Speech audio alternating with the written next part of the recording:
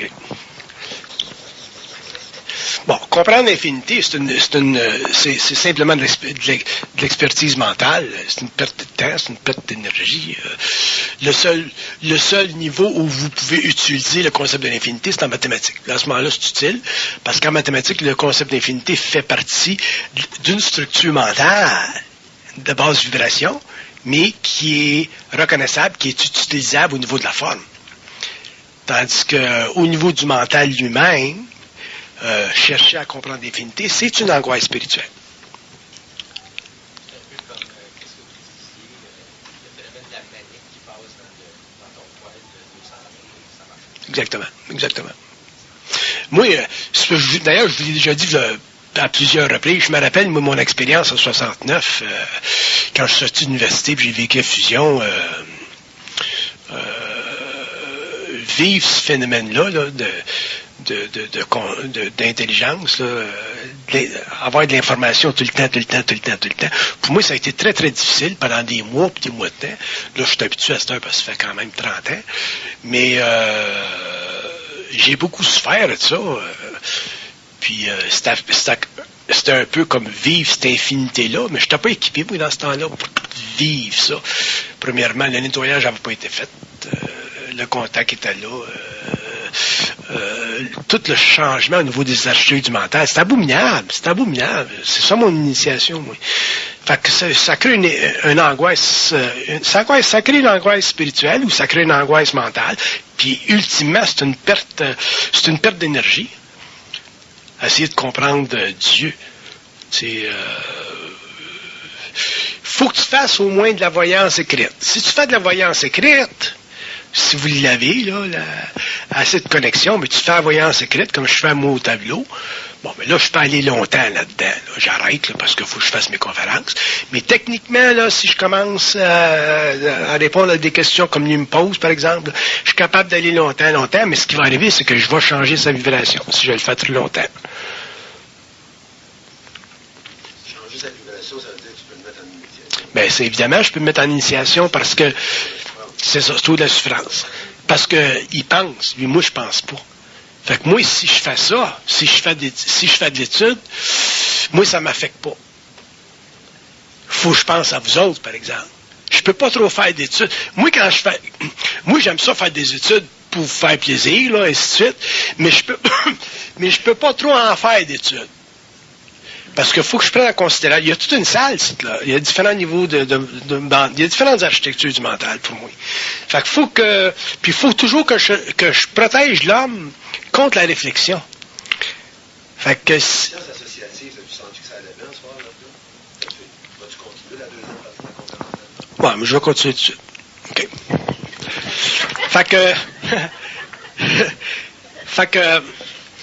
Fait que la conscience associative, un des principes fondamentaux de cette conscience-là, c'est que dans son processus créatif, elle se retrouve toujours. Autrement dit, quand tu as un problème dans la vie, tu es supposé, même si le problème te désorganise puis t'envoie en orbite, tu es supposé de toujours revenir à toi. Ça fait partie de la conscience associative. Une personne là, il arrive à un choc, sa petite fille, elle vient de mourir, là, je ne sais pas, moi, elle s'est fait frapper par un autobus, puis là, il part en orbite, puis il ne revient plus. C'est là que vous décrochez, puis vous devenez malade. Vous êtes supposé de toujours revenir. Et ce qui vous empêche de revenir, c'est ceci.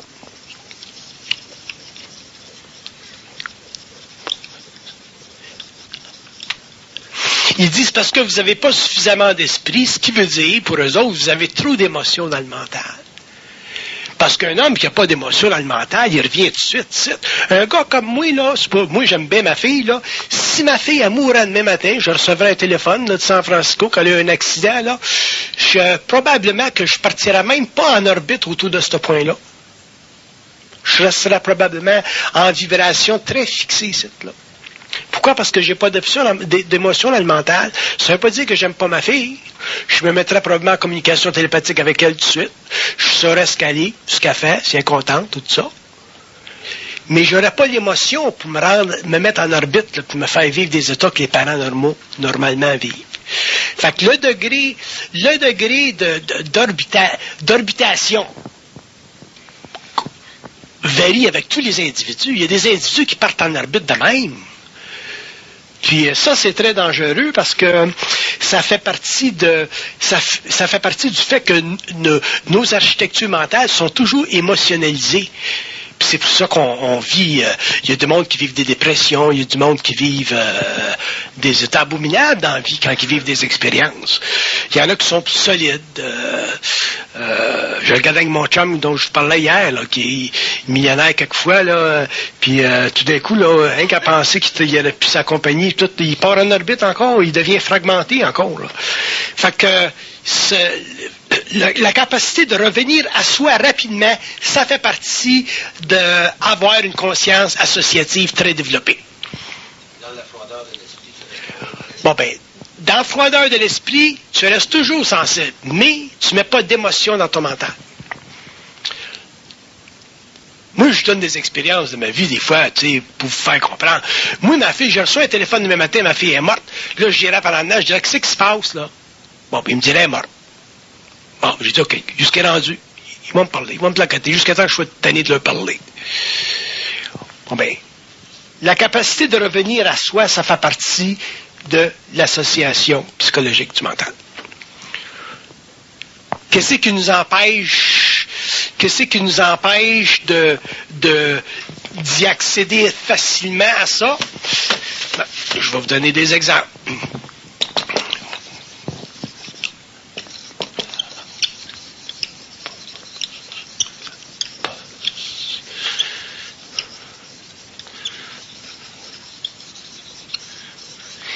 Ils me disent, c'est drôle comment est-ce qu'ils disent ça, ils disent que vous n'êtes pas sûr de vous posséder. Mais je comprends ce qu'ils veulent dire par être pas sûr de nous. Bon, je reviens à mon expérience de ma fille. Bon, ma fille, quelqu'un m'annonce que ma fille est morte, là. Bon, ben moi, j'ai la certitude de me posséder. Ça veut dire que si elle est morte, bon, ben, je vais dire à la personne, OK, tout est correct. Je vais dire à ma femme, bon, ben, Christine est morte, tout est correct. Je vais même y apporter ça, y présenter ça d'une certaine façon. On m'a dit, échanger de plan. Je parlerai même pas de mortalité. On m'a dit, Christine, échanger de plan. Hi! Fait que je vais jouer même un jeu. Il m'a dit, Christine a changé de plan. Bye! Puis j'ai déjà fait ça avec des amis qui sont effectivement morts. Fait que ça veut dire que... Comment est-ce que j'appelais ça, ça fait? La certitude de se posséder. Bon, j'ai la certitude de me posséder. Autrement dit, la certitude de se posséder, ça veut dire que tout ce que t'es, là, tes émotions, ton mental, ton Bernard, tout ça, là, toute ta personnalité, tout ton être, il est sous le contrôle de ton esprit. C'est pas déstabilisable. Tu n'es pas déstabilisable à cause de ça. Tu ne peux pas être déstabilisé. Exactement ça. Tu n'es pas déstabilisable. Fait que ça devient un outil absolument extraordinaire dans la vie parce qu'on est toujours sujet à être déstabilisé. Fait que, comment est-ce que ça? Avoir la certitude de se posséder. La certitude de se posséder. OK. Fait que quand tu as la certitude de te posséder, tu as aussi la certitude de ne pas être possédé. C'est intéressant, ça. C'est toi qui te possèdes. Fait que tu n'es plus possédable là, par une entité astrale. Il n'y a pas une entité astrale qui peut rentrer chez vous, t'habiter et fucker avec ton esprit puis te faire vivre toute sorte d'illusions par rapport à la mort de ta vie. Là. Puis il y a une autre tranche dans cette affaire de... Comment est-ce qu'elle fait ça? Avoir la certitude de se posséder. La certitude de se posséder.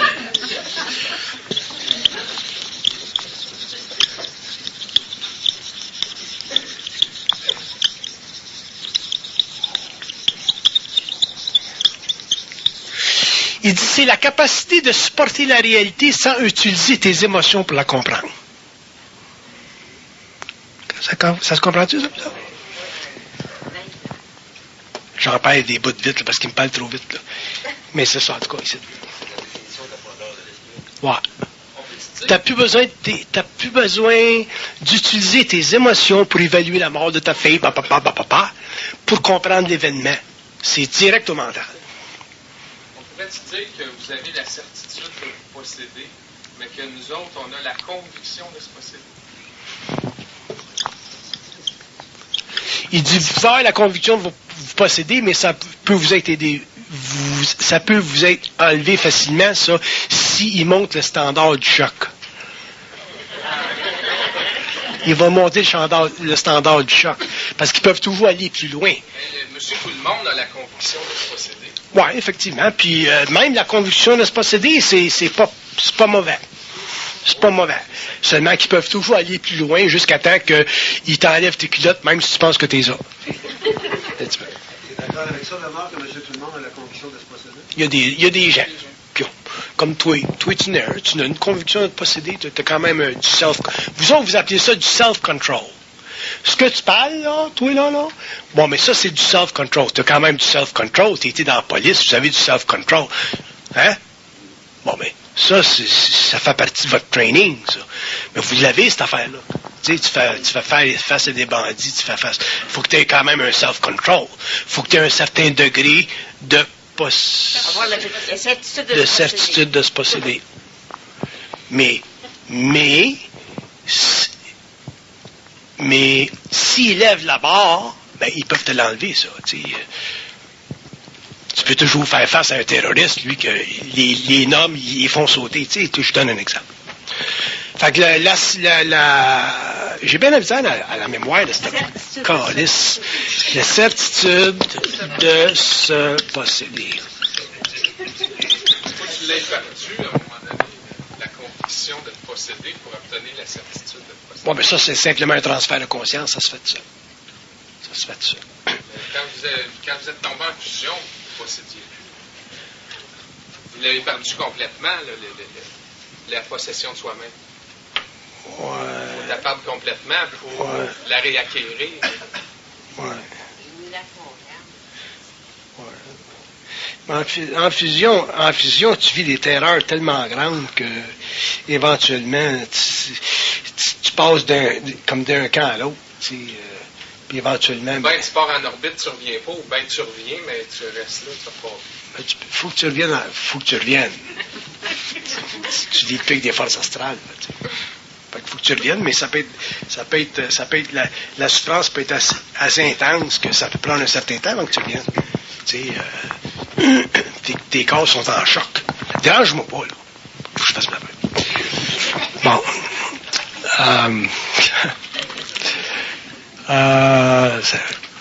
Je peux bien perdre de la mémoire et tout.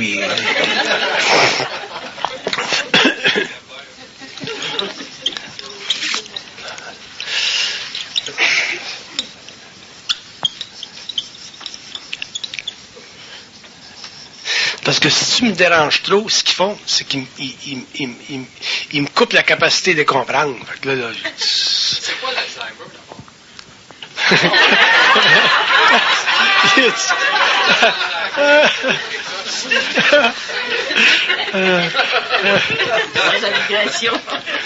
Bon, alors, mets-moi en ligne, tout là. En ligne. Hein? OK, faut rester sur ça, là.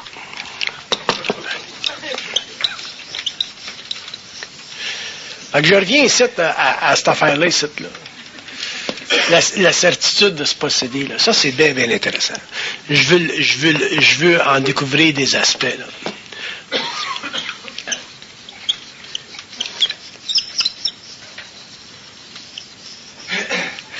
Il y a un caractère inaliénable là-dedans. Il y a un caractère où il y a un aspect inaliénable de ta certitude là-dedans. Puis c'est quand vous vivez des grands chocs de vie, tu sais, le cancer, là, la mort de tes enfants, la perte d'une grande job, les choses là, qui bouleversent ta vie. Quand tu es capable de vivre, quand tu es capable de pas bouger dans ces expériences-là, c'est à ce moment-là que tu as un haut niveau de cette affaire-là. Fait que ça, c'est vous autres, personnellement, qui avez la mesure de ça. Puis c'est bon que vous ayez votre propre mesure de ça. Parce que la mesure que vous avez, vous êtes les seuls à pouvoir en avoir conscience. Fait que un homme ou une femme peut avoir une bonne mesure du degré de certitude de se posséder. Si vous pensez que vous n'avez une certaine mesure, c'est bon. Si vous pensez que vous avez plutôt une mesure faible de ça, bien, recommencez à le prendre en considération. Parce qu'il va se passer quelque chose au cours des 10, 15, 20, 50, 60 ans où vous allez vivre des expériences et où vous allez avoir besoin de ça. Fait que vous avez avantage à prendre vos expériences de vie plus vous êtes jeune, puis commencer à travailler ça pour vous amener avec le temps à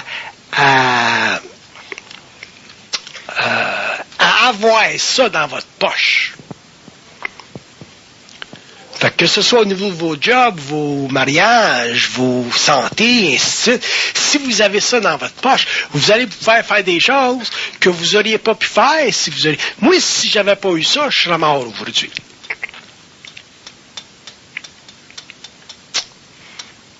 Parce que toutes mes planètes favorisaient le décès, moi, là, à partir de 84.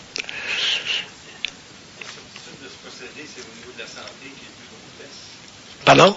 Au niveau de la santé, c'est le plus gros test parce que dans votre santé, les aspects matériaux de vos vies comptent plus. Tu sais, quand tu es malade, là, comment tu seras un grand politicien, ça compte plus. Il y a que ta santé qui compte. Parce que quand tu es malade, tu peux plus rien faire. Tu peux plus goûter à rien, tu peux plus voyager, tu peux plus, tu sais, tu peux plus utiliser tes finances, tu peux plus rien faire. Fait que la santé, c'est bien, bien important. Puis c'est, si vous voulez, d'abord, premièrement, occupez-vous de vos santé tout de suite, là. Il sera jamais trop tard pour commencer. Occupez-vous de vos santé jeunes. Puis si vous arrive quelque chose au niveau de vos santé, mais à ce moment-là, si vous avez un petit peu de ça va vous permettre de probablement guérir plus vite. Puis si vous n'avez bien gros de ça, ça va vous permettre de vous guérir. Moi, c'est comme ça que je me suis guéri. Mais pourquoi il y avait un décalage au niveau de votre santé mentale et votre santé physique? Parce que j'étais un initié, il fallait que je vive différentes sortes d'initiations. Puis les humains, nous autres aussi, on vit un grand décalage entre notre corps physique. On a une certaine santé mentale, mais c'est la santé physique en général qui est attaquée en société. Oui, c'est sûr. Qu'est-ce qui fait qu'on est si loin de notre corps physique? Là, on se conscientise, puis à un moment donné, on prend compte qu'il faut prendre soin de notre santé. Pourquoi ne faudrait pas penser à prendre soin de notre santé? C'est parce que ça ne fait pas partie de notre culture, là, prendre soin de notre santé. Ça commence, là, il y a quelques années là, qu'on commence. Puis la science médicale en Amérique est très, très basée sur la pharmacologie. Puis la pharmacologie a beaucoup d'effets secondaires. Il y a des gens qui se prennent des pilules, puis qui prennent des médicaments, puis qui vivent des états secondaires abominables. C'est encore très, très primitif, la médecine. Puis les gens, en général, n'ont pas suffisamment d'identité personnelle, à moins que ça fasse partie de leur milieu familial, là, que la mère était là-dedans depuis des années. Puis, mais en général, les gens n'ont pas suffisamment de background familial pour les amener, pour les entraîner à partir du moment où ils sont jeunes, d'évaluer différentes... ce que je reproche, moi, au moderne, là, à l'homme moderne, c'est qu'il est devenu trop dépendant des hôpitaux. Fait qu'on est devenu dépendant des hôpitaux. Ma mère, c'est un sport, ma mère d'aller à l'hôpital, tu sais. Ça pique ici, elle va voir l'hôpital, ça pique là, elle va voir l'hôpital. Fait que... puis il y a des formes de médecine, il y a des cultures médicales qui sont moins pharmacologiques, plus naturelles, ainsi de suite. La médecine moderne a ses grands avantages, et ainsi de suite. Tu te casses un bras, tu te casses, si le cœur doit être opéré, ils sont capables de t'aider. Mais au niveau des forces vitales, là, la médecine moderne n'est pas à point encore. Au niveau des forces vitales. C'est tellement délicat, les forces vitales. Fait qu'elle avance, puis elle avance, puis elle avance, puis on voit les travaux qui se font. Par contre, il y a un processus de détérioration des organes qui se fait en même temps à cause des effets secondaires. Mais si ça faisait partie de notre culture d'étudier l'homéopathie, par exemple, puis d'étudier les médecines naturelles en même temps que de prendre avantage de la médecine classique, dans ce moment-là, ben, on avancera en âge, puis il y a beaucoup de choses. Regardez le problème des migraines. Comment est-ce que c'est difficile pour la médecine de régler le problème de la migraine, puis il y a des façons de traiter ça. Moi, je connais des gens qui ont fait des études pendant des années et des années dans le domaine paramédical pour en arriver finalement à à guérir leur corps sans les empoisonner en même temps, ainsi de suite. Mais ça fait partie du culturel, puis ça fait partie de l'identité personnelle, ça fait partie d'une sorte de centricité. Si tu l'as pas de ta famille, faut que tu ailles le chercher, ainsi de suite. Fait qu'il y a beaucoup de... On est très, très affecté par le processus d'influence au niveau des cultures. Puis c'est puissant la médecine aujourd'hui, c'est tout partout. Les compagnies pharmaceutiques sont financièrement très solvante. Les associations médicales américaines, canadiennes, ce sont des associations très puissantes. Puis ces associations-là font leur travail, puis sont toujours en développement, mais il y a des gens qui ont pas, on dirait qu'il y a des gens qui n'ont pas de vision historique de la médecine. Pour les autres, là, la médecine, là, ce qu'elle fait aujourd'hui, c'est final, c'est top of the line. Et c'est pas le top of the line. C'est le début. C'est le début de la ligne. Ce qu'on va faire en médecine dans 50 ans, 60 ans, 80 ans, ça va être extraordinaire avec ce qu'on fait aujourd'hui. Fait qu'il faut que les gens développent des habitudes de prévention au niveau médical. C'est comme l'affaire, c'est tellement complexe. On parle de l'affaire de la job. Il y a combien de gens qui se rendent malades parce qu'ils ne savent pas comment travailler? Le système les déboîte, les emboîte, puis les déboîte. Le système va chercher toutes eux autres. Pourquoi? Parce qu'ils ont peur de perdre leur job, ils ont besoin de sécurité, ils ont besoin de payer le mortgage. Il y a tellement de forces centrifuges qui s'attaquent à la conscience humaine que si t'es pas associatif dans ta conscience, t'es fait. T'es fait. Fait que c'est complexe, la vie humaine. C'est complexe au niveau du mental, c'est complexe au niveau de l'émotion, puis au niveau du physique, c'est très, très complexe, parce qu'on le voit quand on est malade, qu'on les a pas facilement, les réponses. Il n'y a pas de consensus au niveau médical, tu sais. On a de la misère à guérir des rhumes, on a de la misère à guérir des sinusites, on n'est pas capable de guérir des migraines. Pourtant, ça fait des années qu'on est en médecine, là, tu sais. Ça fait que, ou c'est des placebos temporaires, mais régler le problème, on l'a pas. Puis l'alliance de la psychologie avec les médicales, c'est pas évident. C'est dernièrement là, qu'il y a des médecins qui vont commencer à dire oui, effectivement, ce qui se passe au niveau psychique, ça affecte le corps matériel, tu sais. Puis ils l'ont fait d'une façon très, très, très, très, très, très délicate des congrès internationaux. Pourquoi? Parce que la science, il faut que ce soit matériel, observable, mesurable, répétable dans les labos. Tu rentres le psyché là-dedans, là, c'est plus observable dans les labos. Fait que c'est pour ça qu'on en reviendra éventuellement, ou les individus en reviendront éventuellement à devoir regarder leur vie mentale, émotionnelle et physique à partir de points de vue qui sont totalement neufs et qui feront partie de leur centricité. Ça, c'est une évolution, puis ça va être long. Puis je veux même pas regarder là-dedans parce que je sais que ça va être très long. Le corps mental, il deal comment avec la santé. Pardon? Ton corps mental, toi, il deal comment avec la santé. Mais mon corps mental, il dit avec ma santé dans le sens que je mets pas d'émotion dans ma santé, moi. Fait que si je suis bien malade, comme je l'ai été là, depuis 3, 4, 5 ans, là, mais je dis ça au niveau totalement des architectures du mental, je dis avec eux autres. Fait que si je suis en train de mourir, puis je dis, tu sais, je suis en train de mourir, puis ils disent non, c'est final. Quand même le médecin me dit, Monsieur Bernard, faut que vous rentrez à l'hôpital, je ne rentrerai pas. Mais ça prend de la conscience, faut que tu aies de la conscience, faut que tu sois capable de supporter ce que je disais ici, là. La certitude de se posséder, je l'ai, ça, oui. Mais comment Monsieur Tout-le-Monde en société va faire ça? Non, là, je m'occupe pas de Monsieur Tout-le-Monde en société. Là, je donne des principes. Je vous donne des principes, puis individuellement, ça, c'est un petit peu comme des graines. Des graines dans le monde, il y en a des milliards, puis le petit moineau, lui, il va s'en chercher une. C'est tout ce que je veux. Je veux que le petit moineau aille chercher une graine. Je suis pas intéressé, moi, à ce que toutes les crises de moineaux partent d'une direction pour aller chercher toutes les graines. Tu comprends? Je veux qu'un moineau aille chercher sa graine. C'est ça l'instruction. La certitude de se posséder, ça revient il y a un lien avec ça, avec la force centripète. Ça fait partie de la... faut que tu aies une grande force centripète. Si tu n'as pas la grande force centripète, il n'y aura jamais d'équilibre entre toi et les forces centrifuges. Fait qu'à ce moment-là, tu es absorbé par ça. Puis tu deviens influençable. Tes émotions chavirent. Ton mental est plus équilibré pour des livres souvent avec des diagnostics difficiles. Tu sais, moi, quand je me fais dire à ma tête, le médecin me dit, Monsieur Bernard, vous respirez rien qu'à 10%. Puis l'autre en haut qui me dit, tu n'as assez, là. Fait que prends des petites puffs. Tu sais, pour te faire dire, prends des petites puffs. Bon, c'est correct, je prends des petites puffs, mais je peux pas dire ça au médecin. Fait que si t'as pas de cette patente-là, t'es fait à l'os, tu sais. Fait que, ça m'a servi, ma maladie. Moi, j'ai appris bien les affaires. Seulement, je suis tanné, là. C'est assez. 2, 3 ans, 4 ans malade, là.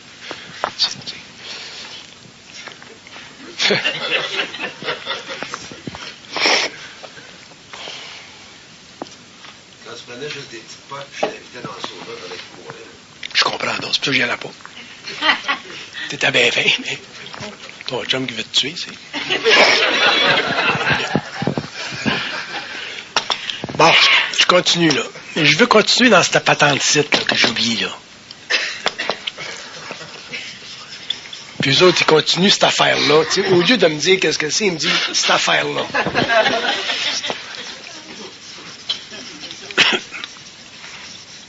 Il dit, cette affaire-là, ça va vous permettre en tant qu'homme... sont consistants, inquiétez pas. Ça va nous permettre en tant qu'homme de réaliser jusqu'à quel point on est vulnérable. Bon, la vulnérabilité, je veux le regarder ça. Vous êtes sensible, hein? Vous êtes une personne sensible? Hein? Personne sensible? Oui. Oui.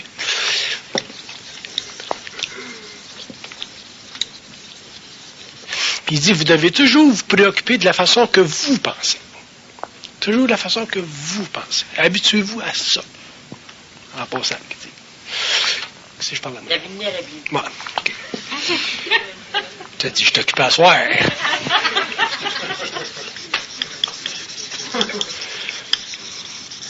Fait que la vulnérabilité, il dit, c'est un état d'incomplétion de cette affaire-là. De la certitude de se posséder. Puis, il y a des gens qui sont très, très, très vulnérables dans la vie. Il y a des gens qui le sont moins. Puis, pour un être conscient, devenir invulnérable au niveau mental, au niveau émotionnel, ça fait partie de sa conscience. Donc, pour nous autres, d'avoir la certitude de se posséder comme ça, pour les êtres conscients, c'est important parce que c'est ça, éventuellement, qui nous permet de développer des grandes forces centripètes. Ce sont ces forces centripètes-là qui, finalement, te protègent contre les forces centrifuges. Puis, éventuellement, tu as un bel équilibre, là. Quand tu as un bel équilibre, après des années, tu deviens équilibré, là. Tu flyes pas. Tu es bien normal, tu es en société, tu travailles, tu as ta job, tu as une famille, puis tu es équilibré. À ce moment-là, ben, vous avez des vies harmonisées. Mais tant qu'il y a un déséquilibre entre les forces centripètes et les forces centrifuges, ben, vous avez des expériences à vivre. Peux-tu nous donner une mesure, Bernard, de la certitude de se posséder versus la conviction de se posséder? La certitude, dans le sens que je le parle, il n'y en a pas de conviction. Ça fait simplement partie de ton intelligence. Ça ne fait pas partie des miroirs de ton intelligence. Il n'y a pas d'ego là-dedans, autrement dit. C'est pas réfléchi, là. C'est ta conscience. C'est ta lumière à toi. C'est pas évident pour nous autres de savoir quand est-ce qu'on a de l'ego, qu'on a pas de l'ego. Ouais, effectivement. C'est pas évident, mais... Ils disent que ça vient avec le temps, au fur et à mesure que la conscience s'intègre, mais ça se fait, puis ça se fait, puis ça se fait. Ça se fait petit à petit, ça. Vous ne pouvez pas vivre une dissolution de l'ego trop rapidement. Vous ne pourriez pas travailler, vous ne pourriez pas fonctionner, vous ne pourriez pas prendre soin de vos familles. Fait que ça se fait petit à petit. Il ne s'agit pas pour le monde de vouloir devenir conscient, puis vouloir devenir conscient trop vite, parce que vous allez souffrir trop vite pour rien. Fait que, dans un sens, il faut qu'on se protège contre toute cette affaire de conscience-là. Faut pas en manger de conscience. Faut se protéger contre ça. Puis d'ailleurs, quand ils commencent à rouvrir les centres psychiques de l'homme, ils les ouvrent. Mais ils les ouvrent dans leur temps, eux autres. C'est ça ma question, Bernard, tantôt. L'acte de l'ouvrir, là, vraiment, quand tu es dans le... Disons... ça ne peut pas être forcé, ça ne peut pas être égocentrique. Comment tu dis ça? Ça ne peut pas venir de l'ego. Non. L'acte, est-ce que ça vient d'eux autres ou ça vient de toi au début? Quand tu es dans le milieu de tout ça, là. quand c'est équilibré, ça se fait de deux bords. Ils peuvent ouvrir, puis toi, tu peux ouvrir. Mais l'ego n'est pas impliqué parce que si l'ego est trop impliqué, ils vont vous fermer le canal. Parce que si l'ego est trop impliqué, puis que eux autres ouvriraient la machine, là, vous auriez des esprits très, très fatigués. Comme lui, il disait, là, c'est comme tu as passé de la baie James d'un fil à Montréal direct. Il faut que ça soit transformé, cette énergie-là. Il faut que ça soit dégradé lentement. Puis ça se fait lentement au cours des années. Sinon, on n'aura pas de résistance. Puis d'ailleurs, on perdrait le plaisir de vivre. Oui, souvent les gens ne comprennent pas quand je vais dire, mais vous avez bien plus de mérite à avoir la conscience que vous avez que moi, parce que moi, j'avais pas de choix. Tandis que vous autres, vous avez une sorte de choix, dans le sens que votre ego, il n'est pas tout washé, il n'est pas tout éliminé, puis vous êtes dans un processus d'évolution, vous venez en contact avec une science qui est très, très avancée, puis très vibrante, puis en même temps, mais vous n'avez pas la certitude qu'un initié a. Fait que pour moi, l'homme inconscient a bien plus de mérite dans le processus évolutif qu'un initié. La seule différence avec un initié, c'est qu'un initié a la capacité d'avoir cette certitude de se posséder instantanément quand que ça se fait. Mais ça, il faut que ce soit de même, parce qu'ils ont besoin. Bon, ben, vous pouvez pas, parce que si vous voulez vous presser, ça va être une forme de spiritualité, ça va faire partie de vos éditions, vous allez crisser vos vies à terre. C'est comme toi, là, ici, là, faut que tu prennes ça. Là, tu es rendu à un point, il faut que tu prennes ça bien mollo, puis que tu t'occupes de faire de l'aviation, seulement, je te le dis, là, je t'en chum, je te le dis. Je le dis aussi, OK. pas mal, j'en ai trop vu. Very good. Je pilote point. OK. Le restant, je mange la merde. C'est ça. C'est assez. OK. Pendant 30 ans. C'est ça. J'ai fait toutes les gars dans la tête, C'est ça. j'ai même fait la troisième. C'est ça. assez. C'est bon. Bon, fait que c'est ça. Fait que faut qu'on se protège contre ça. Puis on n'est pas on n'est pas habitué au processus. Pendant l'évolution, ben on voulait se développer spirituellement, mais il n'y a pas de danger parce que pendant l'évolution, on fonctionnait à l'intérieur des structures archaïques. La prière, le mysticisme, et ainsi de suite. On allait aux Indes, à la recherche de la vérité. Mais c'est plus ça là, qui se passe. Là. C'est plus la recherche de la vérité. C'est le développement de l'identité de l'âme, puis c'est le développement d'une capsule psychique à toute épreuve. Parce qu'un homme conscient, ça a une capsule psychique qui devient impénétrable. Puis c'est cette capsule psychique-là qui est faite du contact de l'âme avec l'esprit, donc d'une certaine fusion, qui va permettre éventuellement à l'homme de retourner à sa source. Puis ultimement, si on regarde loin là, dans l'avenir de l'humanité, loin dans l'avenir occulte de l'humanité, à l'homme à venir en contact avec d'autres plans de conscience, puis d'autres plans de civilisation qui font partie simplement aujourd'hui des rêves de l'humanité. Fait qu'on est à l'aube de grandes découvertes, autant en sciences matérielles qu'en sciences pures, qu'en sciences psychiques. Mais l'ego va devoir réellement prendre ça bien, bien mollo pour protéger son état mental, donc protéger sa sanité, ainsi de suite. Fait que pendant l'évolution, c'était merveilleux d'aller aux Indes, puis tu sais, mais dans l'évolution, l'homme ne verra plus comme ça parce que ça va se faire directement chez eux, dans sa maison, en Afrique, en Amérique du Sud, aux Indes, qu'il soit n'importe où, ça va se faire là, dans sa propre conscience individualisée, c'est plus collectif, là. Fait que le monde a besoin de réellement comprendre que leur point d'appui, c'est la matérialité. C'est pour ça que c'est important pour l'homme de travailler. C'est important pour l'homme de mettre en focus sa vie matérielle, la développer sa vie matérielle. Parce qu'ils ne vont jamais vous venir en aide au niveau de votre vie matérielle. C'est pas leur rôle. Leur rôle, c'est de vous venir en aide au niveau psychique, au niveau mental. Puis le rôle de l'homme, c'est de se développer une conscience mentale ou psychique suffisamment avancée, mais en même temps suffisamment équilibrée pour pouvoir jouir, avoir la jouissance, si tu veux, de ces biens matériels. Sans ça, la vie sur la planète, ça va être un enfer pour nous autres. Ça fait que... puis vous autres, vous ne réalisez pas le degré de manipulation au niveau du mental que moi, je réalise. C'est abominable. C'est abominable. Abominable. Moi, j'ai perdu tellement d'argent là, depuis 2 ans que vous n'en reviendrez pas. Moi, j'ai fait une faillite. Ils ont tout couché à la poubelle. Fait que... laisse-moi finir mon histoire. Fait que c'est abominable. Puis tu parles avec eux autres de ça, puis ils ont toujours des points de vue différents de nous autres. Puis apprendre à dealer avec ça, puis quand je veux dire perdre de l'argent, là, je ne veux pas dire nécessairement perdre de l'argent en soi, mais un manque à gagner aussi. T'sais. Fait que c'est ça du stock. Bon, là, la grosse... Puis là, en ce qui me concerne, moi, le gros argument, c'est que si tu étais trop riche, tu ne travaillerais plus. C'est pas nécessairement vrai, ça. C'est pas nécessairement... Peut-être que je travaillerai moins. Ouais, je sais que j'ai voulu partir une couple de fois.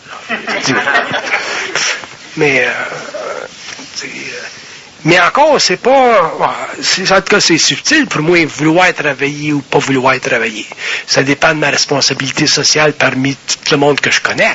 Si j'ai pas de responsabilité sociale, autrement dit, si le monde évolue à travers l'instruction, puis j'ai pas d'inquiétude pour eux autres, là, je relaxe.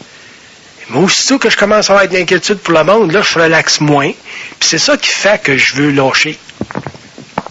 Excusez, mademoiselle.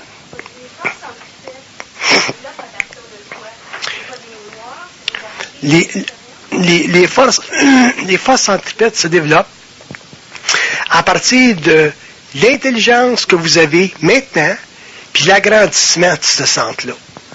Fait que si votre intelligence est grosse comme un 10 cents, avec le temps, ça devient large comme un 25 cents, puis après ça devient large comme une pièce américaine, puis ça grandit, le cercle grandit. Mais quand vous vivez votre intelligence, apprenez à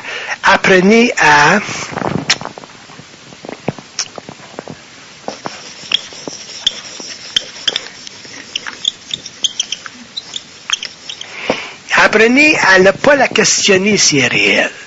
Si elle n'est pas réelle, là, vous avez à la questionner. Mais si elle est réelle, apprenez à la questionner. Puis quand est-ce qu'elle est réelle? Quand elle ne vous fait pas souffrir. Puis avec le temps, mais vous vous habituez à ça, puis ça grandit, puis ça grandit, puis ça grandit, puis éventuellement, mais ça devient un centre de certitude extraordinaire. Mais c'est pas la culture qui va vous permettre de comprendre ça, parce que la culture fait partie des forces centrifuges. Puis le développement de notre intelligence, mais c'est l'habitude, on devient habitué à dealer avec tel événement ou tel ordre d'événement d'une certaine manière, puis ça fait partie de notre conscience, puis c'est toujours la même façon. Ils vont toujours dealer avec la mort d'une certaine façon, puis ils vont toujours dealer avec la vie d'une certaine façon, puis c'est très, très constant. On s'habitue à être intelligent. Puis une fois qu'on commence, mais ça devient de plus en plus facile, puis éventuellement, on n'a plus de problème avec. C'est pour ça que je disais aux jeunes tout à l'heure, surtout lui avec sa sensibilité, il faut qu'il s'habitue à son intelligence, sinon il va être barouetté à gauche pas à droite. Il va toujours vivre de la désorientation, ce jeune gars-là. Il faut qu'il s'habitue à son intelligence.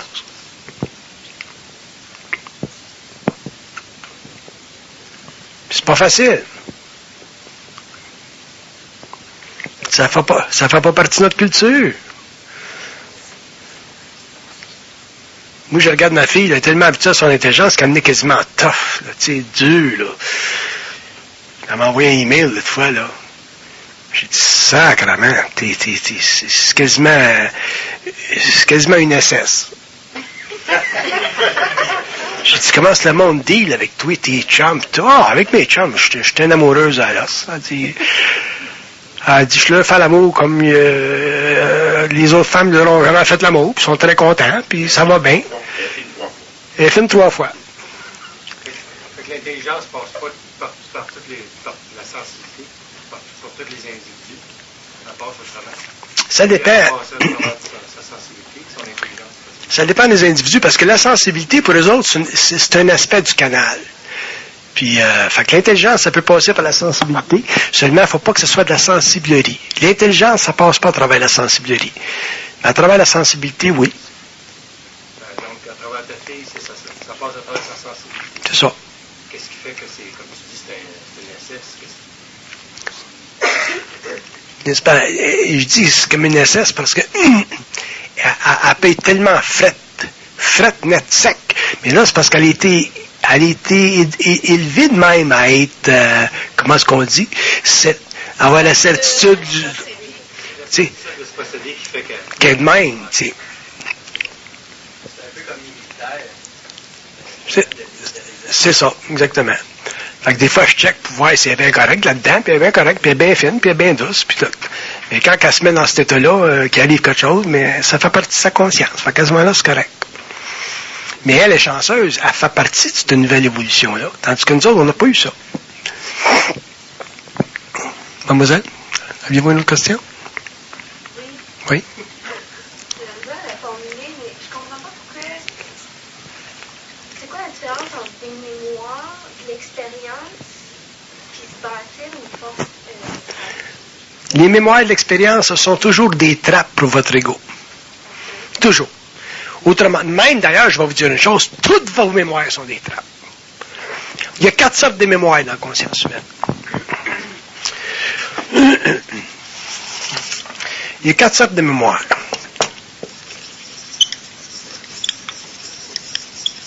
Bon, il y a ce qu'ils appellent, eux autres, la mémoire structurale, là, c'est ça qui te permet d'avoir, de toujours pouvoir faire référence à toi en tant que Bernard, par exemple.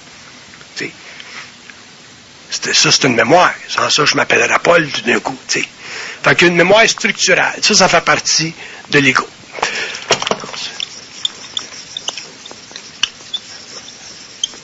Ensuite, il y a une mémoire résiduelle qui fait partie de votre culture. Ça fait aussi partie de votre ego. Ensuite, ils disent qu'il y a une mémoire virtuelle qui fait partie des architectures du mental qui sont utilisées par les plans pour vous créer des angoisses, des mémoires, des états d'euphorie, et ainsi de suite. Ils vont prendre des images puis vous envoyer ça dans votre tête, et ainsi de suite. Ça, c'est de la mémoire virtuelle. Puis il y a de la mémoire purement dynamique, là, comme dans mon cas, là, où je dis souvent j'ai pas de mémoire, mais j'en ai. Autrement dit, je peux aller en chercher du matériel qui devient mémoriel pour l'humanité. Ça, c'est une mémoire dynamique. Fait que, la mémoire vive. Fait que si j'ai besoin de savoir quelque chose, je vais le chercher. Fait que ça, c'est de la mémoire, comment j'appelle ça? Dynamique. Fait qu'il y a 4 niveaux de mémoire. Où l'homme devient victime, c'est dans la mémoire résiduelle. Parce que cette mémoire résiduelle-là, dans cette mémoire résiduelle-là, il y a beaucoup d'imagination, il y a beaucoup d'imaginaire, puis souvent c'est une mémoire qui est plaisante, puis des fois c'est une mémoire qui est pas plaisante. C'est comme un gars qui va en guerre, ça. C'est un gars qui va en guerre et qui revient chez eux avec des visions comme il a vu son chum se faire couper la tête ou se faire frapper par un obus, puis il se réveille dans la nuit, puis il y a toutes les chaleurs, puis tout. Bon, mais ces mémoires-là, mais il faut en arriver à contrôler ça. Parce que si on n'arrive pas à contrôler ça, mais il va souffrir de ça toute sa vie, ça va mettre sa vie à terre. Fait que, qu'est-ce que c'est qui va lui permettre de se libérer, si vous voulez, de ces mémoires résiduelles-là? C'est la patente, là. La certitude de se posséder, parce que, en voyant l'image de son chum qui se fait fracasser, il ne mettra aucune émotion dedans. En ne mettant pas d'émotion dans cette image-là, automatiquement, éventuellement, elle va s'éteindre parce qu'ils ne pourront plus l'utiliser contre lui. Puis les femmes sont plus susceptibles à la mémoire résiduelle que les hommes. Parce que les femmes ont plus... la femme utilise beaucoup plus son corps émotionnel pour mettre en vibration son intelligence que l'homme. Fait qu'elle est plus victime de sa mémoire, la femme. Oui.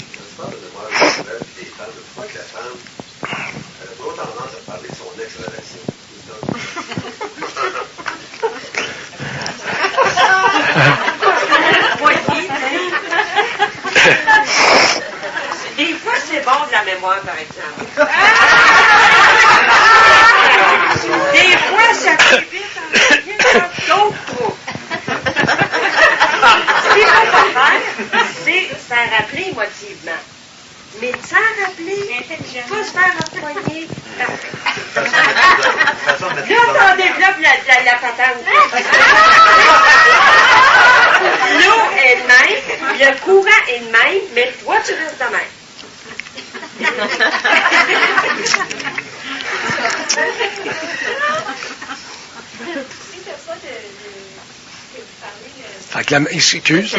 Fait que la mémoire, c'est utile quand elle n'est pas émotivée. Fait qu'à ce moment-là, ben, elle devient un poste d'observation, un outil extraordinaire. Mais c'est quand elle est motivée qu'elle devient pour nous autres une source. C'est là qu'on devient victime d'elle. C'est là que la femme souffre plus que l'homme, parce que la mémoire est beaucoup plus connectée à l'émotion que chez lui. Oui? Il arrive un pépin. Soit tu connectes avec ta mémoire, ou soit que tu restes dans ta certitude. Et si tu ne connectes pas avec ta mémoire, tu connectes avec quoi? Ben, vous pouvez pas faire autrement. Vous n'avez de la mémoire, tu sais. Avec le temps, vous voyez le jeu. Il y a un jeu qui se passe, il y a une game qui se passe. Puis avec le temps, vous êtes moins susceptible d'être entrappé. Puis c'est là que votre certitude grandit, puis agrandit, puis agrandit. Probablement que vous n'aurez toujours une certaine mémoire. Mais moi, la seule raison que j'ai pas de mémoire, c'est parce que c'est pour me protéger de la fusion puis de ce que je sais. Que j'ai une vie normale. Mais vous autres, l'homme aura toujours une certaine mémoire. Mais au moins, vous ne serez pas entrappé par elle. C'est ma déposition contre la mémoire, c'est l'entrappement qu'elle crée parce que l'homme n'en connaît pas l'eau astrale. Fait que si pour prendre l'exemple du soldat qui voit la tête de son chum qui se fait éclater, mais s'il est capable de ne pas émotiver l'image, mais éventuellement, il en arrive à se libérer de ça. Mais c'est une affaire d'habitude. C'est une affaire... Il faut savoir que c'est comme ça qu'il faut dealer avec. Mais si on n'a pas de certitude, ben on pense qu'on n'a pas de cœur, on n'a pas de cœur pour ci, on n'a pas de cœur. Puis c'est pas une affaire de ne pas avoir le cœur.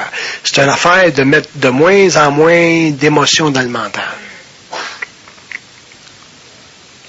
L'intelligence, ça ne s'archive pas comme des mémoires. L'intelligence, ça ne s'archive pas pantoute. La mémoire, ça s'archive. L'intelligence, ça ne s'archive pas. Aucunement. Qu'est-ce qui fait qu'on devient plus intelligent? Parce que c'est facile à comprendre. On devient plus intelligent parce qu'on est plus vibratoire. OK. Regarde comment est-ce que je suis sans dessin à soir, là, avec cette crise de mots-là. Là. Certitude, whatever. Tu sais, mon prof à l'université me regarderait et dirait, Bernard, t'es rendu réellement... Là.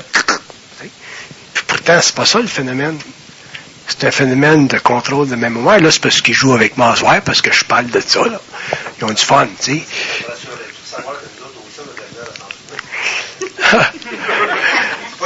Mais tu comprends ce que je veux dire, là? Fait que la mémoire, il faut que ça soit un outil pour nous autres, et non pas une condition de victimisation. Puis en général, c'est ça que ça se passe. C'est pour ça que je compte la mémoire. Puis la femme est plus affectée par la mémoire que l'homme. Ça, je sais ça. Parce qu'elle émotive plus. Puis elle est très intuitive, la femme, avouée. Tu sais. La maladie, c'est toutes les mémoires cristallisées dans le corps. Ah, ça, c'est intéressant. Et ça dépend des maladies. Il y a des maladies karmiques. Il y a des maladies karmiques qui font partie des anciennes mémoires de l'individu, de l'âme, en évolution. Fait que, puis il y a des maladies qui ne sont pas karmiques. Les maladies karmiques, ça, c'est dur d'éliminer ça. Puis il y a des maladies qui ne sont pas karmiques. C'est simplement régi par les lois d'accident. Puis ça se guérit. Ça s'arrange. Heureusement qu'il y a des maladies. Heureusement que la majorité des maladies sont non karmiques. Ça s'arrange, ça se dit. Les maladies karmiques, c'est dur à éliminer. Il faut qu'il y ait un gros changement de la personne. Les maladies karmiques, ce serait un peu l'ADN. Et mettons, dans une maladie karmique, moi, par exemple, on a le diabète. Okay. Si je suis assez brillante, c'est pas vrai, on est brillant dans la mesure où on est conscient. Si je suis assez consciente pour manger du sucre, j'ai plus de chances que mon frère, lui, qui nie. Effectivement. Donc, la maladie karmique, on a un certain jeu dessus, mais en même temps, on a le jeu de la conscience qu'on a. C'est ça. C'est toujours en fonction de la conscience qu'on a. Mais c'est plus difficile à éliminer une maladie karmique qu'une maladie basée sur les lois d'accident. Le traumatisme, c'est quoi le lien entre le traumatisme et la maladie? C'est une mémoire, le traumatisme? Le traumatisme, c'est un choc à l'âme. C'est pas une mémoire. Non, c'est un choc à l'âme qui est basé d'un événement, qui est dû à un événement qui s'est produit dans le passé, puis ça a créé une mémoire. Une personne là, qui aurait une personne consciente, là, comme moi, là, je ne pourrais pas vivre ça de traumatisme. Parce que l'intégration de ma conscience est trop avancée pour me permettre de créer de la mémoire que mon ego réfléchirait. Fait que le traumatisme, c'est toujours lié au fait que l'homme se fait prendre dans le processus marquant de la mémoire. Une mémoire trop forte. La fille qui se fait violer à 13 ans est traumatisée là, pour le restant de ses jours. Ça, c'est la mémoire qui est trop imprimée dans son corps astral, puis elle n'est pas capable de se libérer de ça. Mais elle sera capable si elle savait comment ça marche. Moi, j'en connais des femmes qui ont vécu des expériences difficiles là, quand elles étaient jeunes. Ils sont venus dans mes séminaires des années 80, puis ils ont passé à travers ça comme du beurre dans le poêle. Mais c'est parce qu'il y avait une autre psychologie. Moi, je disais, bon, OK, tu t'es fait violer là, par ton père à 17 ans, ça crée un choc dans l'âme, ça t'a rendu extrêmement sensible au niveau du corps émotionnel. Considère le choc comme étant un point d'entrée de ton énergie. À partir du moment que la fille a considéré le choc comme un point d'entrée, puis j'ai dit, si tu n'avais pas eu, là, parce que t'es très belle, puis si tu n'avais pas eu là, un choc comme ça au niveau de ton corps émotionnel, ta beauté aurait été trop grande pour ton ego. Fait que tu serais devenue une fille là, plus volage, mais très, très inconsciente. Tandis que le choc que tu as eu, là, ça t'a enlevé de la certitude, ça a ouvert ton canal, puis là, ta propre lumière peut rentrer, mais il faut que tu partes du principe que tout ce qui s'est passé, ça n'a aucune importance. Si tu es capable de faire ça, tu vas tout régler le problème du traumatisme. Puis elle l'a réglé. Y a-t-il un traumatisme relié à une opération quelconque dans le corps physique? Effectivement. Tu sais, un traumatisme, c'est toujours un choc créé ou connecté avec le phénomène de la crainte. Quand tu parles de traumatisme, tu parles de crainte. Quand tu parles de pas de crainte, tu parles d'absence de traumatisme. Ça n'existe pas un traumatisme sans crainte.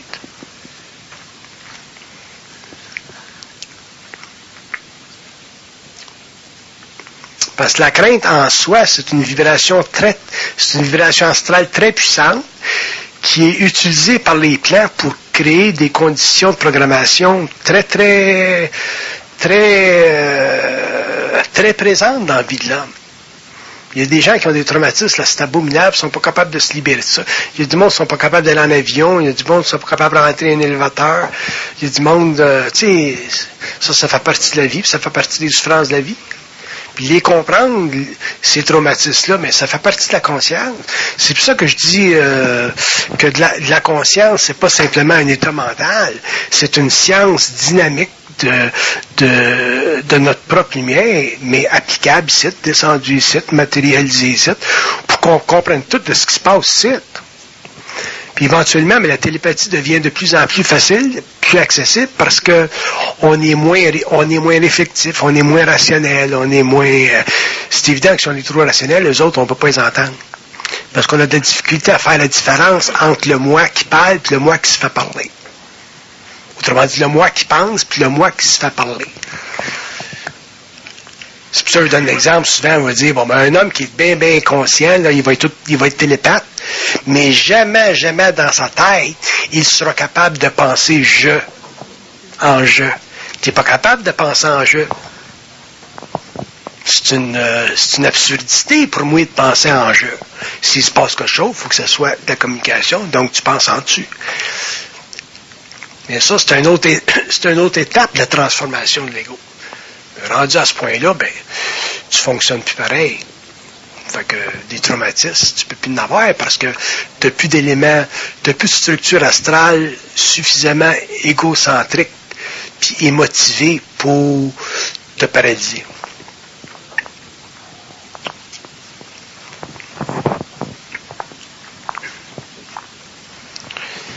brosse, ça, quelque part. Merci. Je vais regarder encore des petits éléments de cette affaire-là, là, qui restent.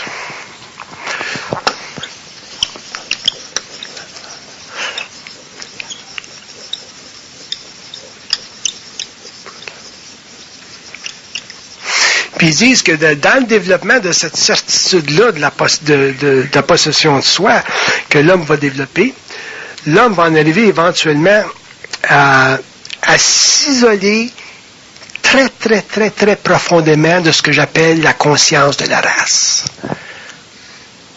Puis ça aussi, ça a des grandes conséquences parce que, demain matin, je vous donne un exemple. Demain matin, les Chinois font une connerie, puis il y a possibilité de guerre nucléaire entre les Américains et la Chine. Puis nous autres, on est juste entre les deux. Puis dans ces situations-là, là, tout le monde panique. Un petit peu comme Cuba, là, en 1964 avec Castro, puis Kennedy, puis Khrushchev. Bon, mais un gars comme moi, je suis pas capable de vibrer, là. Fait que je dirais, bon, mais qu'est-ce qui se passe? Il pourrait aussi bien me dire, reste à Saint-Adèle, t'es bien là? Je resterai à Saint-Adèle. Fait que même si tout le monde prend le char, puis ils sortent, puis s'en vont, là, moi, je ne bougerai pas. Pourquoi? Parce que plus tu as cette certitude-là, plus tu te dissocies psychiquement de la conscience de la race. Fait que le phénomène des ruées, là, vers la sortie, puis des autoroutes, puis tout ça, là. Ou je serais averti ou amené avant l'expérience à sortir du pays. Mais je ne vivrai jamais le traumatisme social. Pourquoi? Parce que la certitude de possession de soi empêche l'ego de vivre sa conscience animale. Ou d'être plutôt régi par sa conscience animale.